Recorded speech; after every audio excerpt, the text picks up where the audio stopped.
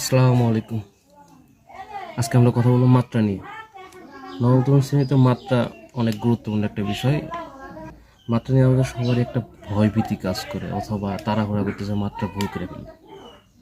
আজকে মাত্রা এমনভাবে বুঝবো যাতে আমার ভুল না হয়। আমরা চেষ্টা করবো শুরু থেকে বেসিক আলোচনা করার জন্য। শুরুতে আমরা আলোচনা করি মাত্রা কী।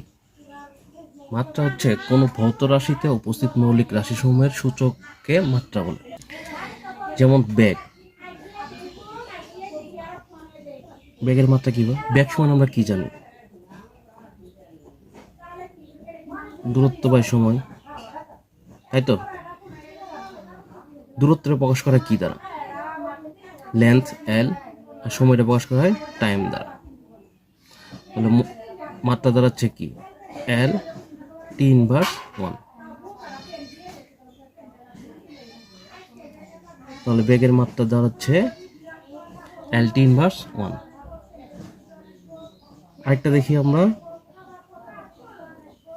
ত্বরণ। ত্বরণ সমান আমরা কি জানি? বেগ বাই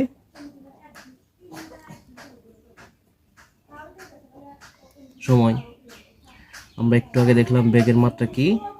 এল টি ইনভার্স 1 আর সময়ের মাত্রা টি। তাহলে ত্বরণের মাত্রা দাঁড়াচ্ছে এল টি ইনভার্স 2।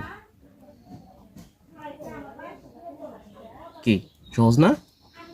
হ্যাঁ, তুমি একটু মনোযোগ দিয়ে দেখলেই মনে হবে খুবই সহজ, আর ভুল হওয়ার কোনো সম্ভাবনা নেই। ধন্যবাদ।